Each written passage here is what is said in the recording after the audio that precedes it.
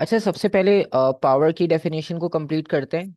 Normally आप जब किसी भी ऑब्जेक्ट के लिए या किसी भी सिस्टम के लिए पावरफुल का वर्ड यूज करते हो, तो उसका आइडिया ये होता है कि फॉर एग्जांपल अगर आप दो कार को कंपेयर कर रहे हो, उसमें से एक कोई पावरफुल है और वो आप इस तरह से बताते हो क्योंकि वो बहुत फास्ट मूव कर रही है, वो शॉर्ट टाइम में डिस्टेंस कवर कर रही है, तो इस वजह से आप उसे पावरफुल कंसिडर कर रहे हो।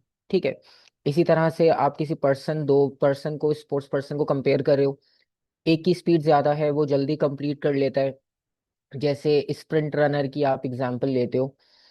तो नॉर्मली होता ही है कि जो चीज़ आपको फास्ट नॉर्मली नजर आ रही है या जो कोई भी स्पेसिफिक वर्क बहुत शॉर्ट टाइम में परफॉर्म कर रही है, तो उसके लिए आप पावर का वर्ड यूज करते हो। ठीक है। अब वो कोई मशीन हो, इंजन हो या कोई भी सेटअप हो जो शॉर्ट टाइम में वर्क डन कर ले, तो उसके लिए आप पावरफुल का वर्ड यूज करते हो। ठीक है। तो पावर को डिफाइन करना बहुत इजी है। पावर के लिए आप डेफिनेशन लिख सकते हो, रेट ऑफ डूइंग वर्क।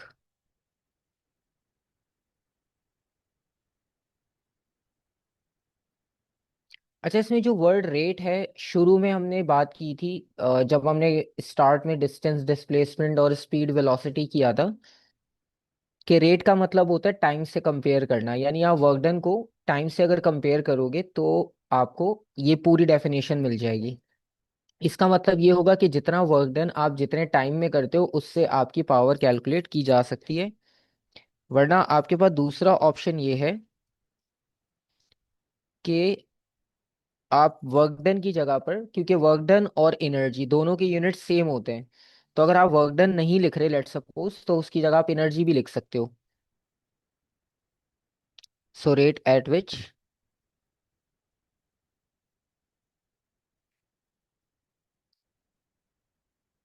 या रेट ऑफ एनर्जी कन्वर्जन।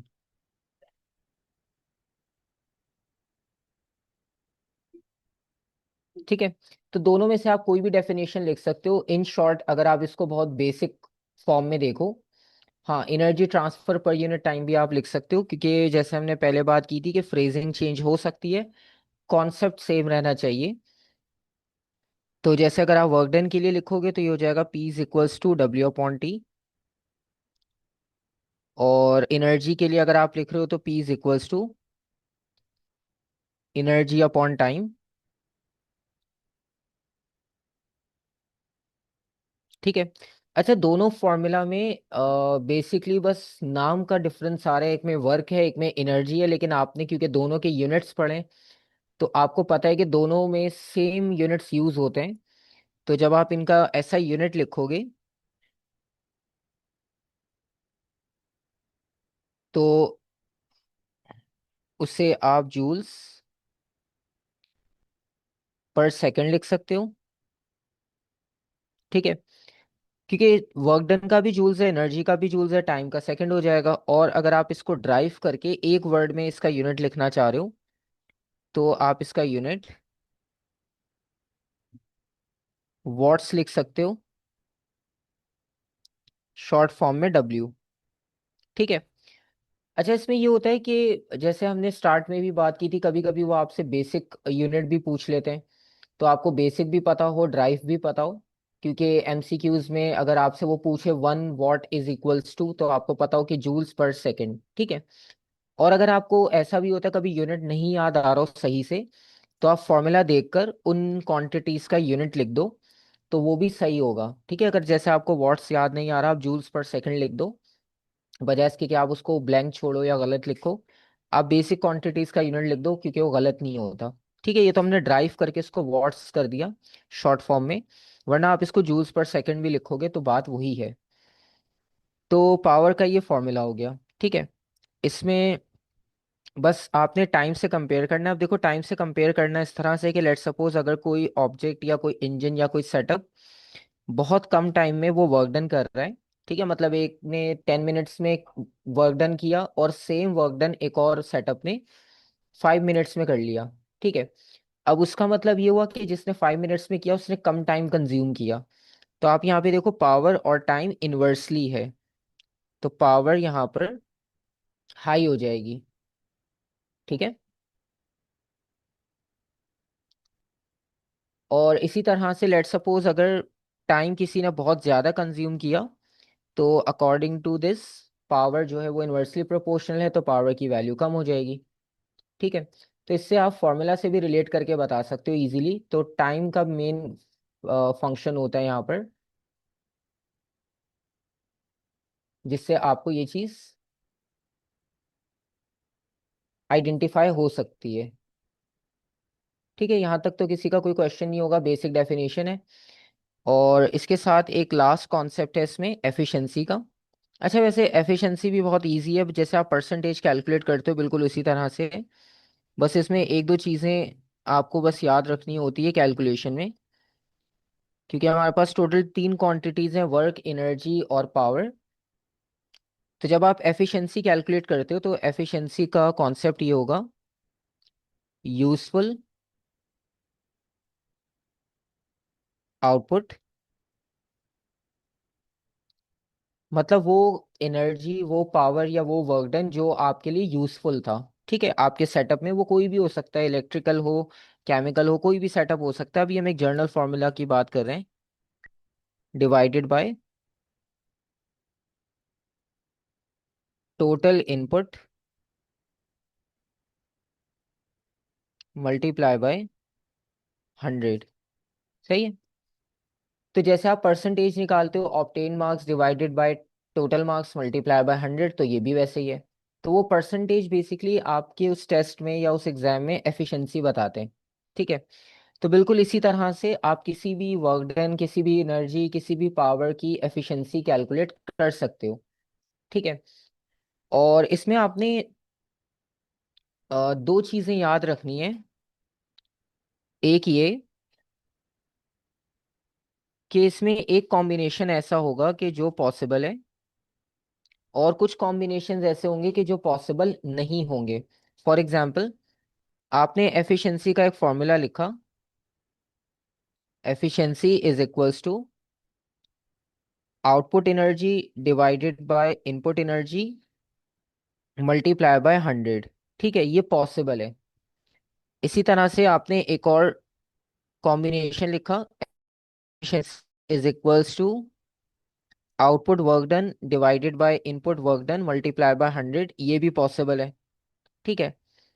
इसी तरह से लेट सपोज अगर आपके पास क्वेश्चन में कुछ इस तरह की क्वांटिटीज है कि आपके पास फॉर्मूला बनता है, energy output divided by input work done multiply by 100, ये भी पॉसिबल है। ठीक है। और अगर आपके पास कुछ इस तरह का पैटर्न बनता है कि efficiency is equals to output work done divided by input energy multiply by 100, ये भी पॉसिबल है। ठीक है। और अगर इन केस पावर के रेफरेंस से क्वांटिटीज दी जाएं और आपसे एफिशिएंसी का पूछा जाए, तो आप उसके बारे में लिखोगे कि output power divided by input power multiply by 100। ठीक है, ये भी पॉसिबल है। तो यहाँ पर आप एक चीज नोटिस कर रहे हो कि ये कुछ हमने कॉम्बिनेशंस लिखे हैं जो पॉसिबल हो सकते हैं। ठीक है। और ये आप अप्लाई कर सकते हो, ये बिल्कुल 100% एक्यूरेट फॉर्मूला है। ठीक है। लेकिन एक दो कॉम्बिनेशन ऐसे होंगे जो आपको लगेगा कि आप सही लिख रहे हो, लेकिन वो गलत होंगे। ठीक है। अब वो कैसे? अब नॉट पॉसिबल वाले कॉम्बिनेशन देखते हैं। जैसे फॉर एग्जांपल आपने किसी क्वेश्चन में लिख दिया कि efficiency is equals to power output divided by energy input multiply by 100। ठीक है, ये वाला कॉम्बिनेशन पॉसिबल ही नहीं है। ठीक है, ये रॉन्ग हो जाएगा। और इसी तरह से अगर आपने फॉर्मूला लिखा, efficiency is equals to power output divided by input work done multiply by 100, ये भी पॉसिबल नहीं है, ये भी रॉन्ग हो जाएगा। ठीक है। और इसी तरह से आपने लिख दिया, efficiency is equals to output energy divided by input power multiply by 100, या लेट सपोज आपने इस तरह से लिखा कि efficiency is equals to output energy divided by input work done. नहीं, पावर लिखना था हमें।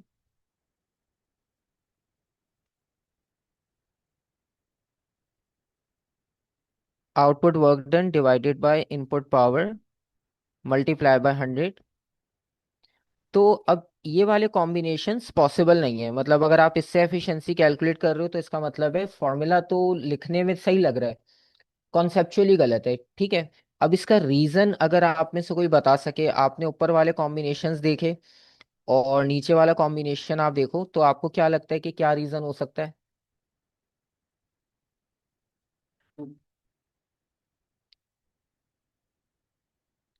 पेयर कर नहीं सकते, हाँ बेसिकली तो आपको यही नजर आ रहा है कि पावर किसी और के साथ पेयर नहीं हो पा रही। ठीक है, जर्नल इशू तो यही है।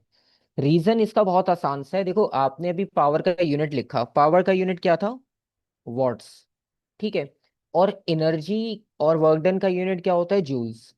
अच्छा देखो, एफिशिएंसी के लिए जैसे अभी आपने एग्जाम्पल ली कि आप जब किसी टेस्ट में या एग्जाम के मार्क्स की परसेंटेज कैलकुलेट करते हो, तो उसमें आपको दोनों क्वांटिटीज वो रखी जाती हैं जो एक ही सिनेरियो से ली गई हैं, एक ही टाइप की, जैसे आपने obtain marks divided by total marks. ठीक है, अब ऐसा नहीं होगा कि अगर आपने फिजिक्स के टेस्ट का परसेंटेज कैलकुलेट करना है तो आप केमिस्ट्री के ऑब्टेन मार्क्स लिख दो और फिजिक्स के टोटल मार्क्स लिख दो।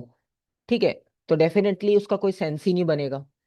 तो सेम चीज यहाँ पर भी हो रही है। आप देखो जो पॉसिबल क्वांटिटीज हैं उसमें जो न्यूमरेटर में क्वांटिटी है और जो डिनोमिनेटर में क्वांटिटी है, उन दोनों के यूनिट सेम हैं, मतलब सेम क्वांटिटी का कंपैरिजन होता है, अलग अलग क्वांटिटीज का नहीं। तो यहाँ पर आप देखो कि न्यूमरेटर और डिनोमिनेटर में सेम यूनिट्स हैं, क्योंकि जब आप परसेंटेज कैलकुलेट करते हो तो उसमें न्यूमरेटर डिनोमिनेटर दोनों में सेम क्वांटिटीज होनी चाहिए। ठीक है, और अगर आप नॉट पॉसिबल में देखो तो आपको पता चलेगा कि यहाँ पर यूनिट्स ही डिफरेंट है। जैसे पावर का होगा वॉट्स और एनर्जी का होगा जूल्स। जब दो अलग क्वांटिटीज होती हैं तो वो मिलकर कोई नया फॉर्मूला बना देती हैं या कोई नई क्वांटिटी बनाती हैं। लेकिन अगर आप यहाँ पर देखो, जैसे हमने पावर को पावर से डिवाइड किया तो वॉट डिवाइडेड बाय वॉट, इससे यूनिट कैंसिल आउट हो जाएगा और आपको परसेंटेज में आंसर मिलेगा।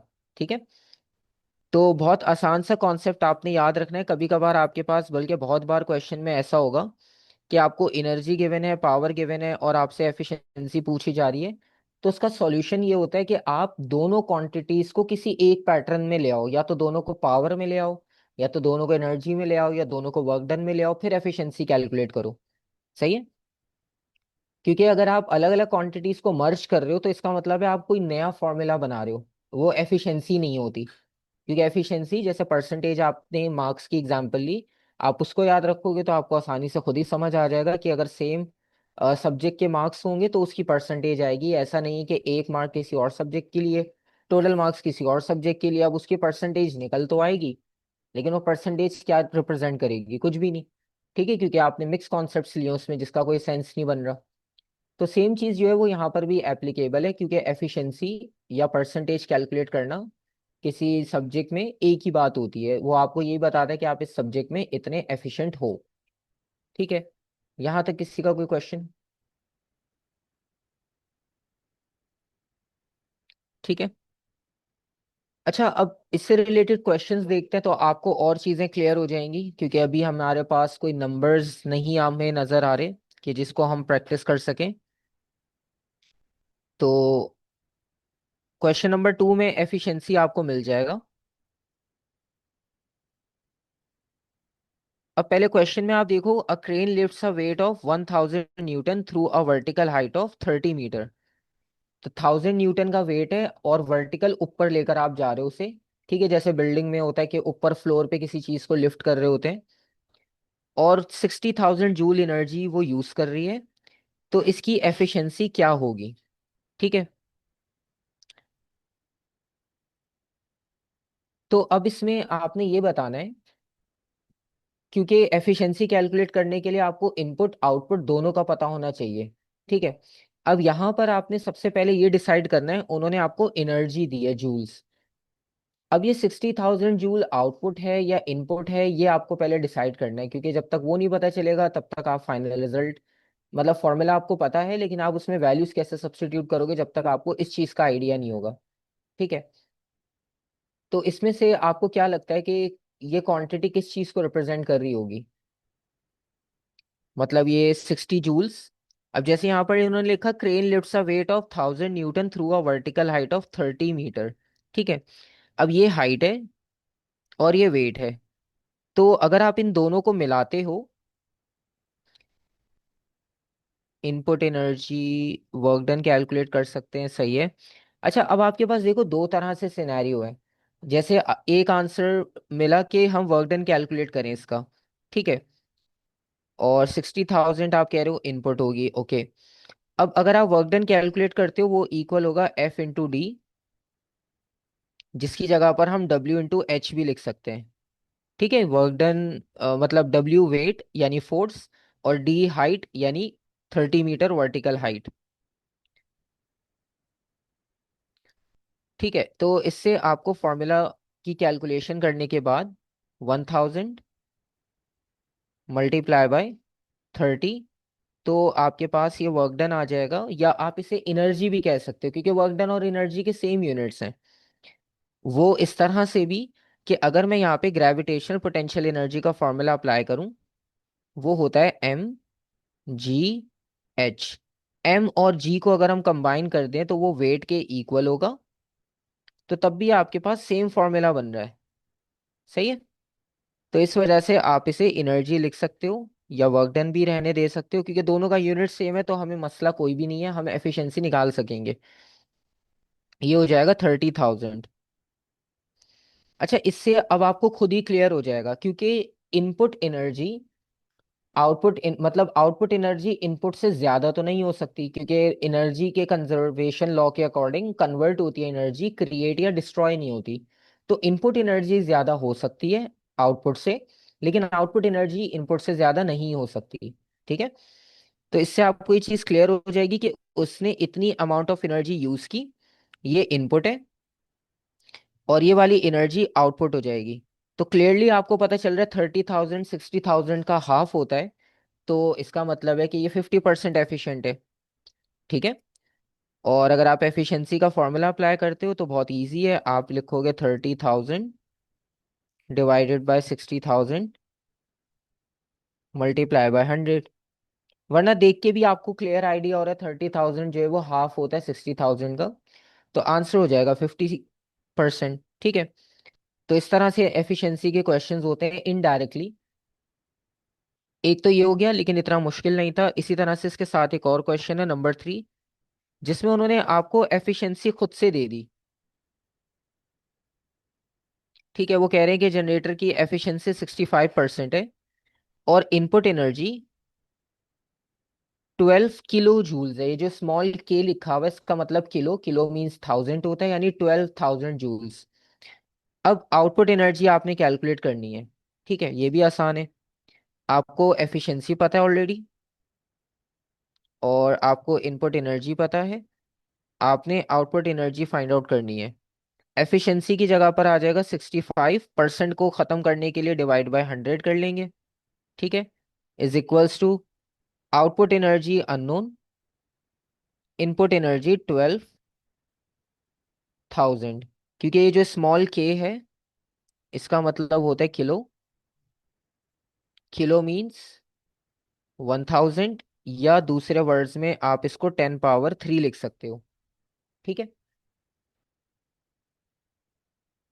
तो अब आप आउटपुट एनर्जी कैलकुलेट करके देख लो कितना आंसर आता है।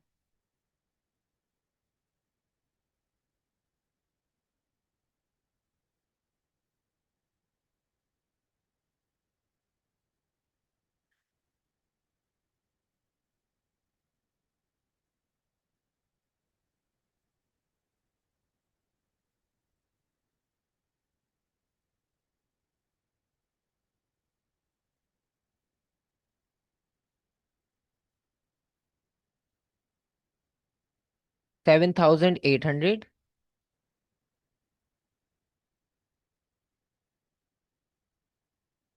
और इसे आप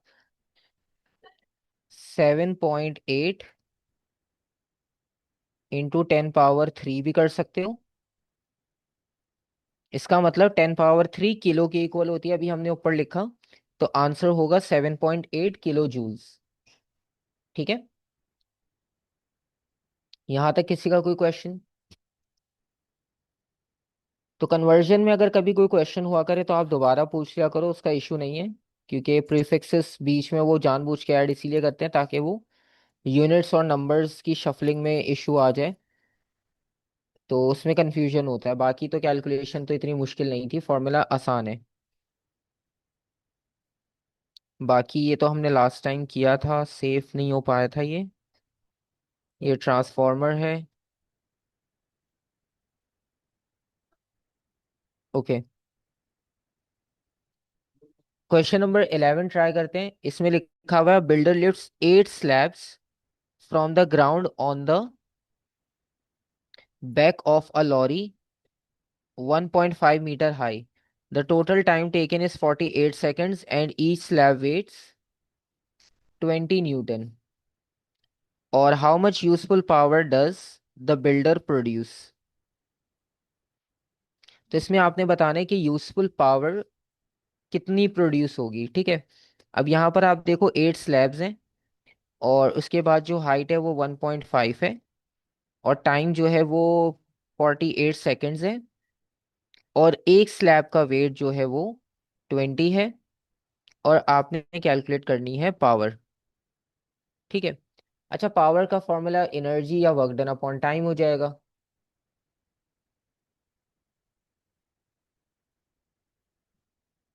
हाँ, आउटपुट एनर्जी का मतलब ये होता है कि इनपुट एनर्जी में से कितनी एनर्जी आपने यूज की है ब्लॉक को लिफ्ट करने में। कुछ एनर्जी हीट की फॉर्म में, फ्रिक्शन की फॉर्म में वेस्ट हो जाती है, वो यूजफुल नहीं होती।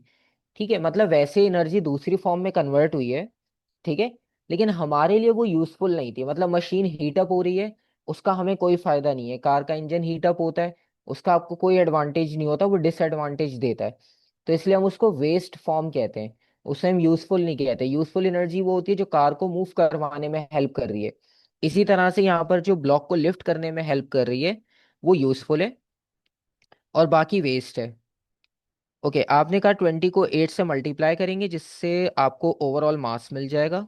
ठीक है, और सही है। अच्छा, पहली बात तो आपने बिल्कुल सही बताई कि यहाँ पर एक स्लैब का वेट दिया था 20। तो हमें सबसे पहले टोटल वेट पता होना चाहिए कितना है। तो अगर हम टोटल वेट कैलकुलेट करें तो वो 20 × 8 हो जाएगा। ठीक है, यानी 160 न्यूटन। तो टोटल वेट 160 न्यूटन है। ठीक है, और इसके अलावा आपको हाइट पता है। अब आप दोबारा से वही प्रीवियस वाले क्वेश्चन में जो फॉर्मूला था वर्क डन वाला, आप वो यूज कर सकते हो, वरना ग्रेविटेशनल पोटेंशियल यूज कर सकते हो, क्योंकि अगेन फोर्स और लेंथ या डिस्टेंस, ये दो चीजें आपको गिवन है। ठीक है, अब आपने क्या किया, आपने वर्क डन कैलकुलेट किया। Work done is equals to F × D, यानी W टोटल वाला इंटू हाइट। तो टोटल वर्क डन आपने लिखा, मतलब सॉरी, टोटल वेट आपने लिखा 160, मल्टीप्लाई बाय हाइट है 1.5। ठीक है, तो 160 में आप 80 ऐड कर दोगे तो आंसर आ जाएगा आपके पास 240।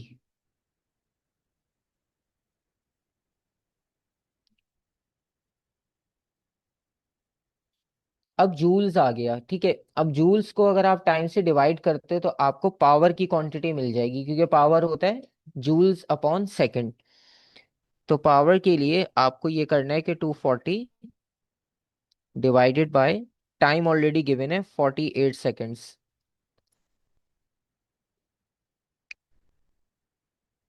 5 वॉट्स। ठीक है, तो इससे आपको आंसर क्लियर हो गया। ऐसे सारे आंसर्स आपको इसके लास्ट में मार्किंग स्कीम इसमें अटैच्ड है, तो अगर आप खुद प्रैक्टिस कर रहे हो आंसर देखना, तो आप जहाँ एमसीक्यूज खत्म होंगे उसके नीचे लास्ट में देख सकते हो। ठीक है, अच्छा, अब ये आपके पास कुछ एमसीक्यूज क्वेश्चंस हो गए जिसमें आपको बेसिक आइडिया हो गया कि एमसीक्यूज में एक सिंगल फॉर्मूला आ रहा है कैलकुलेट करने को, जिसमें इंडिविजुअल या दो फॉर्मूला कंबाइन अप्लाई करके हम कैलकुलेशन कर सकते हैं। ठीक है। और इसके अलावा अब हम थ्योरी क्वेश्चंस देखते हैं, ठीक है, कि थ्योरी के क्वेश्चंस किस तरह से आते हैं कंबाइन।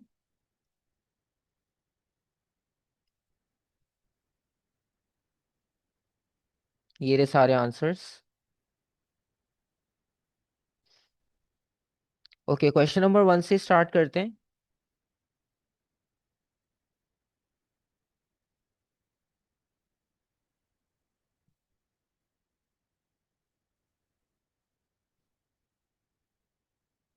इसमें मेंशन है, it shows a part of A small hydro electric system that generates electricity from moving water. Diagram में आप देख सकते हो वाटर आकर टरबाइन को स्ट्राइक कर रहा है, ये रोटेट कर रहा है और जनरेटर में इलेक्ट्रिसिटी जनरेट होगी। ठीक है। और every minute water with kinetic energy 14,000 joules emerges from the pipe. The water turns the turbine that is connected to the generator. Half of the kinetic energy of water is given to the generator. मतलब half kinetic energy generator में transfer हो रही है। ठीक है। Calculate power input to the generator. तो input power आपने calculate करनी है। ठीक है। अच्छा देखो, यहाँ पर टाइम जो है वो 1 मिनट की बात हो रही है, कि 1 मिनट में वाटर की जो काइनेटिक एनर्जी है वो है 14,000 इमर्जेस फ्रॉम द पाइप। तो बेसिकली यहाँ से जो आपको एनर्जी मिल रही है वो इनपुट एनर्जी होगी। ठीक है। क्योंकि हमें मेन पर्पस तो ये है। अच्छा, पर मिनट और पर सेकंड का सिनेरियो ये है कि आप उसे एसआई यूनिट्स में ही लिखते हो। ठीक है। वैसे यहाँ पर उन्होंने आपको कोई यूनिट नहीं दिया, लेकिन आपको पता है कि एसआई यूनिट हमारा सेकंड्स है, तो हम इसको सेकंड्स में लेकर जाएंगे। ठीक है। वो अभी हम देखते हैं कि हमें कन्वर्जन करनी कहाँ है। अगर आप खुद से कैलकुलेट कर रहे हो तो आप सेकंड में कैलकुलेट करना। ठीक है। और उसके बाद वो कह रहे हैं half kinetic energy is given to the generator. तो इससे आपको पता ये चल रहा है कि एफिशिएंसी 50% है। ठीक है। क्योंकि इन्होंने जो हाफ का वर्ड यूज किया है, तो इससे आपको ये पता चल रहा है इसकी 50% एफिशिएंसी है। हाफ काइनेटिक एनर्जी इसमें यूज हो रही है और बाकी हाफ काइनेटिक एनर्जी किसी और एनर्जी की फॉर्म में कन्वर्ट हो रही है। अच्छा, अब पावर इनपुट, आपने इनपुट पावर पहले कैलकुलेट करनी है। अच्छा, इनपुट पावर और आउटपुट पावर में भी डिफरेंस रखना। ठीक है। क्योंकि इसमें मिक्सअप यही हो जाता है कि उन्होंने इनपुट पूछा, आपने आउटपुट कैलकुलेट कर दिया, जब आउटपुट पूछा तो हमने इनपुट कैलकुलेट कर दिया। ठीक है। तो यहाँ पर अगर आप पावर का फॉर्मूला लगाते हो तो उसके लिए आपको इनपुट एनर्जी चाहिए विद रिस्पेक्ट टू टाइम। अब यहाँ पर इनपुट एनर्जी 14,000 है। ठीक है। डिवाइडेड बाय टाइम है 1 मिनट। 1 मिनट में 60 सेकेंड्स होते हैं, तो आप 1 × 60 कर दोगे। ठीक है। तो इसका आंसर होगा 233। राउंड ऑफ आप 230 भी कर सकते हो। ठीक है।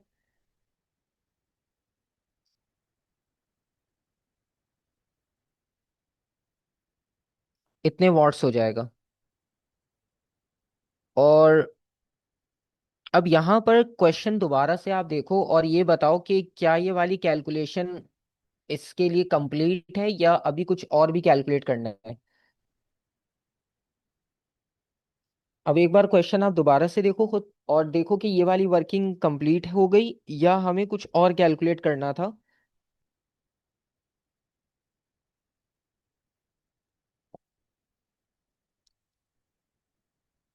अच्छा देखो, अब मैंने ये वाला इसलिए पूछा है क्योंकि यहाँ पर दो चीजों की बात हो रही है। यहाँ पर उन्होंने लिखा हुआ है जनरेटर। ठीक है। जनरेटर को इनपुट तो यहाँ पर मिलेगा। ठीक है। आपके सामने यहाँ पर मैंने एनर्जी इनपुट जो यहाँ इस पॉइंट पर लिखा है ये तो वाटर का है। ठीक है। और उन्होंने आपसे कौन सा पावर इनपुट पूछा है जनरेटर में, यानी जनरेटर के पास कितनी एनर्जी पहुंचेगी। ठीक है। उन्होंने क्लियरली बता दिया था कि half of the kinetic energy is given to the generator. ये वाली लाइन आपके पास इंपॉर्टेंट है। तो इसका मतलब ये हुआ कि ये जो हमने कैलकुलेशन की है ये तो वाटर के लिए हो गई। मतलब टोटल वाटर की पावर आपने कैलकुलेट कर दी। ठीक है। इसका मतलब ये तो इनकम्प्लीट है। हमें तो जनरेटर के लिए इनपुट चाहिए और वो कब आएगी, जब टरबाइन रोटेट करेगा। सही है। तो बेसिकली आपने क्या करना है कि ये जो एनर्जी है इसका 50% कर लो आप पहले। ठीक है। तो एनर्जी का 50% अगर आप करते हो, यानी जो एनर्जी जनरेटर के पास जा रही है वो 14,000 का हाफ होनी चाहिए, यानी 7,000 यूज करेंगे हम। ठीक है। ये जो आपने ऊपर कैलकुलेशन की है, अगर आप इस तरह से कैलकुलेट करोगे तो आपको सिर्फ वाटर का आंसर मिलेगा। ठीक है। और दूसरी बात ये, हाँ आप ये कर सकते हो, अगर आपने जैसे ये वाली वर्किंग कर ली ना, तो आप इस पावर को भी हाफ कर सकते हो, तो आपका आंसर आ जाएगा। ठीक है। अगर आप चाह रहे हो कि इसी को अगर हम कंटिन्यू करें, तो इसी को कंटिन्यू करने का तरीका ये है कि आपने जो फाइनल आंसर आए, क्योंकि कैलकुलेट तो आपने पावर करनी है। अच्छा, होगा ये कि यहाँ पर जो पावर बनेगी वाटर की, ठीक है, ये वाटर की पावर होगी, और जो पावर यहाँ जनरेटर के पास आएगी वो बेसिकली वाटर वाली पावर का हाफ होगी, क्योंकि जो जनरेटर की एनर्जी थी वो वाटर वाली एनर्जी का हाफ थी। ठीक है। तो अगर आपने लेट सपोज यहाँ तक वर्किंग कर दी तो कोई मसला नहीं है, आप फाइनल आंसर को हाफ कर दो। मतलब आप ये लिखोगे कि जो पावर आप जनरेटर को दे रहे हो, ठीक है, उसमें से वाटर की पावर को हाफ कर दो, क्योंकि जब एनर्जी हाफ है तो पावर भी हाफ हो जाएगी। तो आप 233 को डिवाइड बाय 2 कर दो, आपका आंसर तब भी आ जाएगा। ठीक है। आपका आंसर आएगा जनरेटर का राउंड ऑफ 116 वॉट। ठीक है। और इन केस अगर आपने ये वाला मेथड फॉलो नहीं किया तो आपके पास ये दूसरा ऑप्शन है। आपने इसमें सबसे पहले एनर्जी को हाफ किया, क्योंकि क्वेश्चन में आपको सबसे पहले एनर्जी के बारे में पता चला कि वो हाफ है, तो आपने हाफ कर ली। अब आप सिंपल बस पावर का फॉर्मूला लगा दो कि पावर जो जनरेटर के पास जाएगी उसमें एनर्जी है 7,000 और टाइम की वैल्यू है 1 मिनट, यानी 60 सेकेंड्स। तो इसमें भी आंसर देखो 116 आ रहा है। ठीक है। राउंड ऑफ कर दो अगर आप टू सिग्निफिकेंट फिगर्स में, तो ये हो जाएगा 120 वॉट्स। सही है। तो ये थोड़ा सा आपने चीजों को देखना होता है कि वो आपसे एग्जैक्टली किस पार्ट के बारे में पूछ रहे हैं। अगर आप एफिशिएंसी वाला फॉर्मूला लगाओगे तो भी मसला नहीं है, आप स्टार्ट में लगा सकते हो, लेकिन 50% आसान होता है। मतलब 50% आप किसी भी वैल्यू का हाफ करके निकालते हो। तो मैंने क्या किया, मैंने डायरेक्ट डिवाइड बाय 2 कर दिया। आप चाहो तो वो एफिशिएंसी का फॉर्मूला लगा सकते हो। ठीक है। मर्जी आपकी है, दोनों एक्सेप्टेबल हैं, जैसे आपको इजी हो आप उसमें कर सकते हो। क्योंकि अगर 35, 25, 27 ये नंबर्स होते हैं जिसमें आपको कैलकुलेट करना पड़ता है, 50% आपको पता होता है हाफ है, तो आप डायरेक्ट हाफ भी कर सकते हो। ठीक है, उसके लिए कोई इतना इशू नहीं होता। और सेकंड पार्ट में पूछ रहे हैं कि suggest a reason why only some of the kinetic energy of water is given to the generator. अब वो सेम इसी बात का रीजन पूछ रहे हैं कि कुछ अमाउंट ऑफ एनर्जी जनरेटर के पास क्यों गई है, फुल अमाउंट ऑफ एनर्जी क्यों नहीं गई। ठीक है। तो इसका आसान सा तरीका आपको पता है कि आपने वो रीजन बताने जिसमें एनर्जी किसी और फॉर्म में कन्वर्ट हो गई, यानी वेस्ट हो गई। मतलब वाटर ने हिट तो किया टरबाइन को, लेकिन जाहिर सी बात है फ्रिक्शन होगी, और एनर्जी जो है वो हीट की फॉर्म में सराउंडिंग में ट्रांसफर हो जाएगी। ठीक है। और इस वजह से कुछ ऐसा भी हो सकता है, जैसे ये वाटर यहाँ से बाहर स्प्रेड हो रहा है, जो स्ट्रीम इसकी बाहर आ रही है, तो ये टरबाइन को प्रॉपर हिट ना करे। थर्मल एनर्जी, साउंड एनर्जी आप लिख सकते हो, बिल्कुल सही। क्योंकि जाहिर सी बात है रोटेशन होती है तो साउंड भी जनरेट हो रहा है, तो साउंड को भी एनर्जी चाहिए। ठीक है। तो आपके पास यहाँ पे बहुत सारे पॉसिबल रीजन है। आप ये लिख सकते हो कि some amount converts into sound energy. ठीक है। अगर आपने साउंड एनर्जी नहीं लिखा तो आप फ्रिक्शन के बारे में लिख सकते हो कि some amount of energy converts into friction या थर्मल। ठीक है। और अगर आप बहुत ही जर्नल लिखना चाह रहे हो तो आप ये भी लिख सकते हो कि कुछ अमाउंट ऑफ वाटर, यानी जो स्ट्रीम है वाटर की, वो हो, जरूरी नहीं है कि वो सारी टरबाइन को जाकर हिट करे, कुछ मिस भी कर सकती है।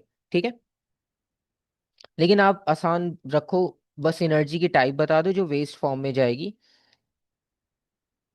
और बी पार्ट में है hydro electric system uses sources of renewable energy, what is meant by renewable energy. ठीक है, इसकी तो खैर डेफिनेशन लिखनी है आपने, तो आप as it is copy paste कर दोगे डेफिनेशन। और उसके बाद वो उन्होंने आपसे एक सोर्स पूछा है नॉन रिन्यूएबल एनर्जी का। अच्छा, डेफिनेशन रिन्यूएबल की पूछी है, सोर्स नॉन रिन्यूएबल पूछा है। तो नॉन रिन्यूएबल सोर्स में से आप किसी एक का भी नाम लिख दो।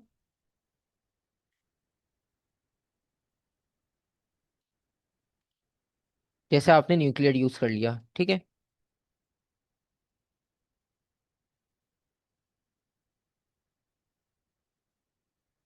तो ये आपके पास एक क्वेश्चन हो गया यहाँ तक कंप्लीट, ठीक है। इसी तरह से और क्वेश्चन अगर आप देखो इसमें, number 2, illustrates the journey of a cyclist from point A to B. तो इस डायग्राम में एक आपको पूरा पैटर्न शो किया है। ए और बी सेम हाइट पर हैं, ये उन्होंने यहाँ पर कंफर्म कर दिया। और cyclist start from rest at A and pedal ups over a hill. Near the bottom of the hill she starts to brake and comes to rest at B. तो इस रेस्ट से स्टार्ट किया, ऊपर गया, और ऊपर आने के बाद वो नीचे आया, ठीक है। और बिल्कुल बॉटम ऑफ द हिल पर ब्रेक अप्लाई की ताकि वो बी पॉइंट पर रेस्ट में आ सके, ठीक है। Describe the energy changes that place as she pedals up the hill at constant speed. तो जब वो पैडल अप कर रही थी कांस्टेंट स्पीड से, तो उस वक्त एनर्जी की क्या क्या चेंजेस आपको मिलेंगी ऊपर जाते वक्त के बारे में आपने बताना है, ठीक है। काइनेटिक टू ग्रेविटेशनल पोटेंशियल, बिल्कुल सही है। तो पहला पार्ट आपने जो बताया कि काइनेटिक जो है वो पोटेंशियल में कन्वर्ट होगी, सही है। उससे अगर आप पहले देखो तो एक और बेसिक सोर्स ऑफ एनर्जी है, मतलब काइनेटिक से भी पहले, मतलब साइकिल को पैडल करने का, जाहिर सी बात है ह्यूमन बॉडी से पैडल कर रही है तो ह्यूमन बॉडी में जो इंटरनल केमिकल एनर्जी होगी, ठीक है। आपको याद होगा हमने बात की थी कि बॉडी की जो मैकेनिकल एनर्जी होती है, आप ऐसे भी लिख सकते हो कि बॉडी की जो मैकेनिकल एनर्जी है, ठीक है, और उसे आप केमिकल एनर्जी कह सकते हो या मैकेनिकल कह सकते हो, वो आप यूज करोगे, फिर वो एनर्जी आप साइकिल को ट्रांसफर करोगे, ठीक है। तो पहले ह्यूमन बॉडी की केमिकल एनर्जी होगी, तो आप इसे लिखोगे, क्योंकि उन्होंने लिखा जैसे साइकिल पहले रेस्ट में थी, तो जाहिर सी बात है कि साइकिल के पास शुरू में एनर्जी नहीं थी, वो आपने उसे ट्रांसफर की। तो chemical energy of the person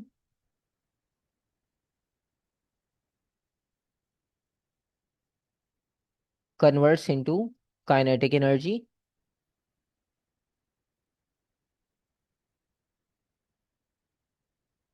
अच्छा, काइनेटिक एनर्जी जाहिर सी बात है दोनों बॉडीज की होंगी क्योंकि दोनों एक साथ मूव कर रही हैं, into the kinetic energy.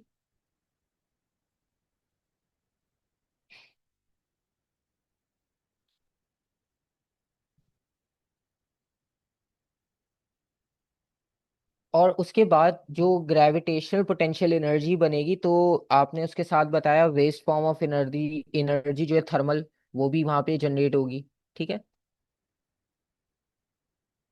And eight the top, अच्छा इससे पहले आप भले थर्मल भी ऐड कर दो, काइनेटिक एंड थर्मल एनर्जी, क्योंकि जब वो साइकिलिंग और पैडल कर रहा होगा तो उसमें हीट एनर्जी भी जनरेट होगी।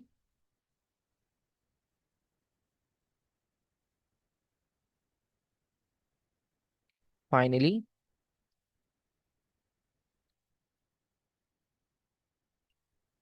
कन्वर्ट्स इनटू,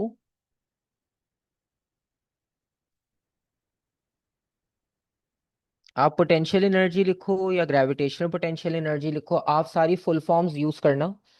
मैंने यहाँ पे शॉर्ट फॉर्म लिखी हुई है, ठीक है, तो आप फुल फॉर्म लिखोगे। Gravitational potential energy at the top.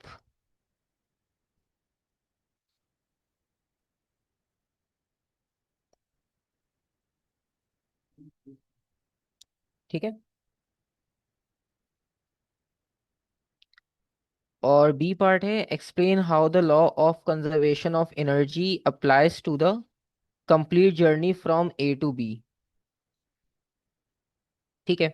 तो अब आप एनर्जी का जो लॉ है, यानी वही एनर्जी कन्वर्ट हो सकती है, डिस्ट्रॉय या जनरेट नहीं हो सकती, इस चीज को आप डायग्राम पे ए टू बी कैसे अप्लाई करोगे। ठीक है। तो आपने अगेन वही वाली बात एक्सप्लेन करनी है कि हमने यूजफुल एनर्जी तो बता दी और कुछ अमाउंट ऑफ एनर्जी वेस्ट हो जाएगी। ठीक है। तो इसका मतलब ये हुआ कि जो इनिशियल एनर्जी थी वो सारी आपके पास फाइनल में कन्वर्ट हो रही है, प्लस उसमें से कुछ अमाउंट ऑफ एनर्जी हीट में कन्वर्ट हो जाएगी। ठीक है।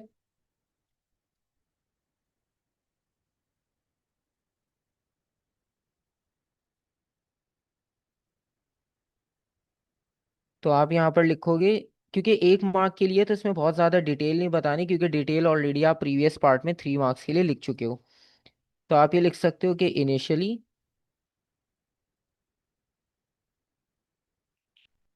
Chemical energy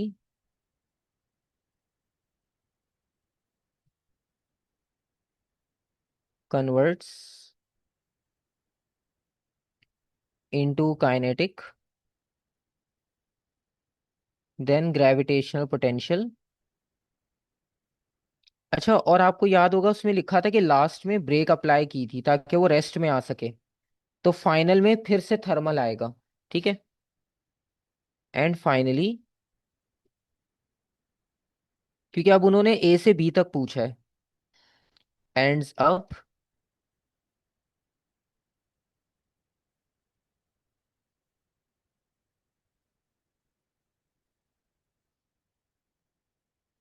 as heat energy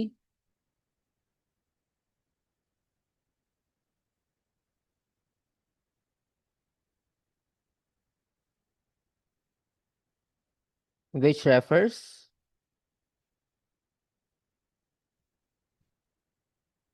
इससे आपको ये पता चल रहा है कि एनर्जी सिर्फ कन्वर्ट हो रही है, क्रिएट या डिस्ट्रॉय नहीं हो रही। एनर्जी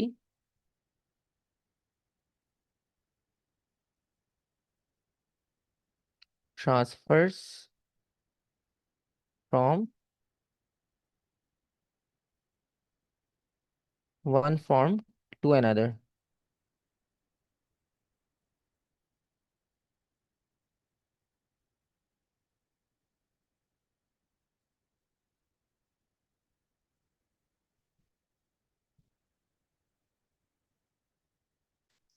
और सी पार्ट है, at one point in the journey the gravitational potential energy of the cyclist has increased by 5400 joules. The mass of the cyclist is 60 kg. The gravitational field strength is 10 Newton पर kg। अच्छा, क्योंकि कुछ papers आपके पास 2023 से पहले के हैं, इस वजह से उनमें 10 की वैल्यू यूज हो रही है। नए पेपर्स में 9.8 यूज होती है, आपको पता होगा। ठीक है। तो आपने कैलकुलेट करना है height above A of the cyclist at this point. तो बेसिकली अब आप यहाँ पर देखो, स्मॉल जी वैल्यू गिवन है, मास गिवन है, और ग्रेविटेशनल पोटेंशियल एनर्जी गिवन है। ठीक है। तो वैसे तो बहुत इजी है, आपको पता चली गया कि फॉर्मूला कौन सा अप्लाई करना है। हाँ बिल्कुल सही है, ग्रेविटेशनल पोटेंशियल एनर्जी में बस आपने वैल्यू सब्स्टिट्यूट करनी है। क्योंकि जब आप फॉर्मूला लिखोगे आपको खुद पता चल जाएगा कि इसमें एक चीज़ मिसिंग है, और वो ही फाइंड आउट करनी है, एच। तो ग्रेविटेशनल पोटेंशियल एनर्जी 5400, क्योंकि उन्होंने लिखा था इंक्रीज्ड, तो जाहिर सी बात है जब आप ऊपर पहुंचोगे टॉप साइड पर तो ऑटोमेटिक इंक्रीज हो चुकी होगी। और एम और जी यहाँ पर आकर डिवाइड हो जाएंगे, 60 × 10 यानी 600।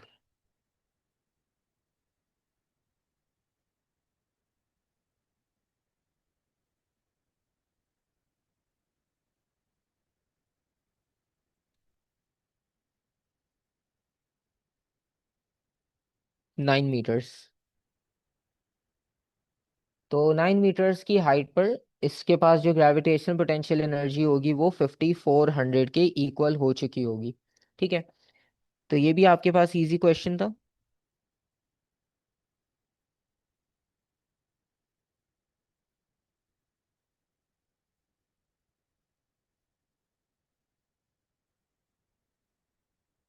Question number 3, it shows an elevator that is supported by a cable. The cable passes around the axle of an electric motor and over a pulley. The cable is then attached to concrete block that has the same mass as the empty elevator. As elevator moves up, the concrete moves down. ठीक है, तो जाहिर सी बात है, एक downward जाएगा एक upward जाएगा. Explain why very little work is done by electric motor when lifting up the empty elevator. तो मतलब जब आप एलिवेटर को ऊपर की डायरेक्शन में मूव करवा रहे हो तो उस वक्त आपको मोटर से वर्क डन कम करना पड़ रहा है. क्योंकि बेसिकली मोटर को यहाँ पे इंस्टॉल्ड इसलिए किया गया ताकि वो आपको मूवमेंट में हेल्प करे, रोटेशन करेगी तो वो केबल आप देख सकते हो वो मूव करेगी अपवर्ड और डाउनवर्ड. तो अब आपने ये बताना है कि जब ये एलिवेटर ऊपर की डायरेक्शन में जा रही है तो उस वक्त मोटर को वर्क डन कम करना पड़ रहा है. Very little work is done by the electric motor. तो अगर कोई इसका रीजन बता पाए.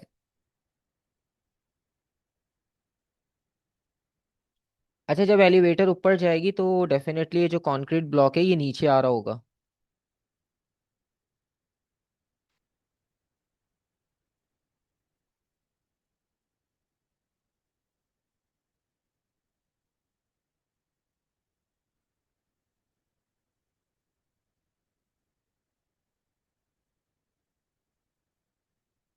अच्छा, इसमें देखो बहुत इजी सा सॉल्यूशन है. जब एलिवेटर ऊपर जा रही है ना तो ब्लॉक नीचे आ रहा है और ब्लॉक का वेट भी डाउनवर्ड है.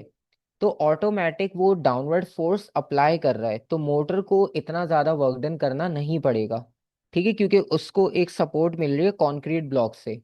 तो बेसिकली एक फोर्स ये कंक्रीट ब्लॉक अप्लाई करेगा डाउनवर्ड. ठीक है, और एक मोटर उसे हेल्प करेगी डाउनवर्ड फोर्स अप्लाई करने में. तो इस वजह से उसका वर्क डन कम हो जाएगा क्योंकि उसको एक सपोर्ट कंक्रीट ब्लॉक से मिल रहा है. ठीक है, उसे अपवर्ड लेकर जाने में, क्योंकि मेन प्रोसेस है ऊपर लेकर जाना. नीचे तो आप फ्री फॉल में भी आ सकते हो. ठीक है, तो इस वजह से आपको एक हेल्प मिल जाएगी कंक्रीट ब्लॉक से, क्योंकि जब वो नीचे आ रहा होगा ग्रेविटी की वजह से तो आपको एक एक्स्ट्रा फोर्स मिल जाएगी जो हेल्प आउट करेगी एलिवेटर को ऊपर जाने में. तो आप यहाँ पर लिखोगे वर्क डन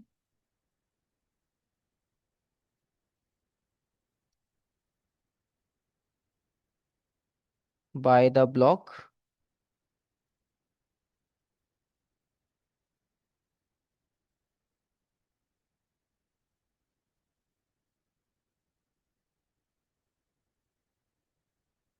हेल्प्स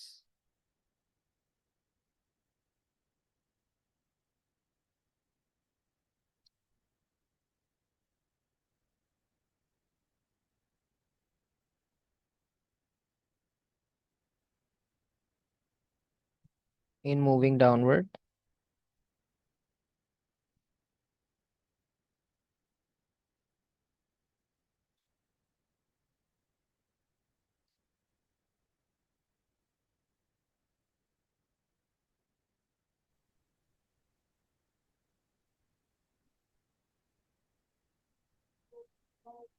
तो मोटर का वर्क डन जो है वो रिड्यूस हो जाएगा.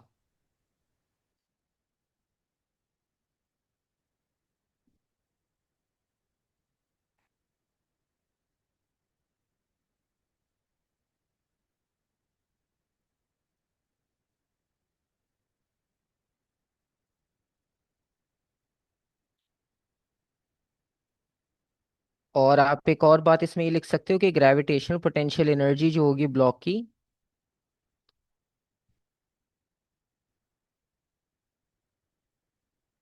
कन्वर्ट्स इनटू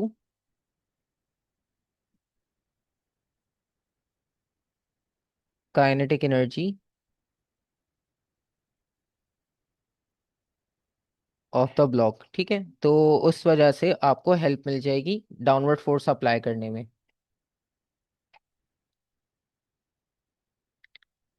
और बी पार्ट है, several people of total weight 4900 newton are travelling upward at constant speed. तो टोटल वेट जो ओवरऑल वहाँ पीपल्स का है वो 4900 है. जो कि उस एलिवेटर में मूव कर रहे हैं अपवर डायरेक्शन में कांस्टेंट स्पीड से। और जो डिस्टेंस कवर किया है वो 24 मीटर है और टाइम है 28 सेकेंड। मिनिमम आउटपुट पावर आपने कैलकुलेट करना है कि कितनी होगी। तो बेसिकली आपके पास वेट गिवन है, या फोर्स कह सकते हो आप, डिस्टेंस हो जाएगा और टाइम हो जाएगा, और आपने पावर कैलकुलेट करनी है।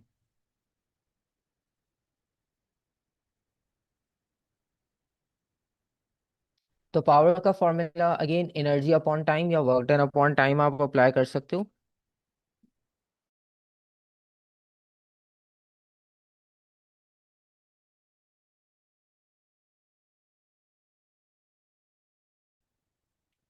Work done upon time with into displacement divided by time. Body का वेट है 4900 ओवरऑल, और जो डिस्टेंस कवर हो रहा है वो 24 है। टाइम की वैल्यू 28 सेकेंड्स है।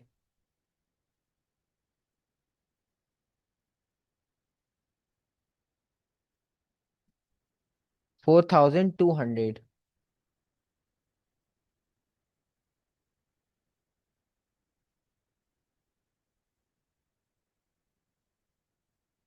ये इसका फाइनल आंसर होगा। ठीक है।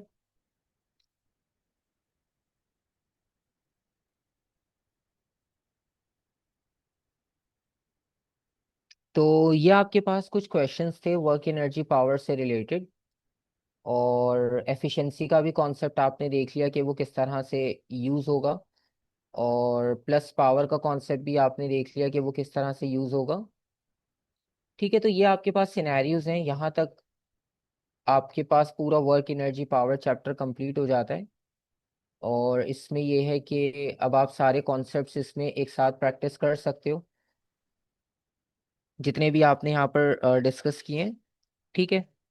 तो सारे कॉन्सेप्ट्स को आप एक बार रिव्यू करके, और फिर इसके क्वेश्चंस एमसीक्यूज भी इसमें कुछ अनसॉल्व्ड हैं, थ्योरी क्वेश्चन भी अनसॉल्व्ड हैं, आप उनको ट्राई करके देखना। और फिर बताना कि अगर किसी टॉपिक में कोई डाउट है तो फिर हम उसे रिव्यू कर लेंगे। ठीक है।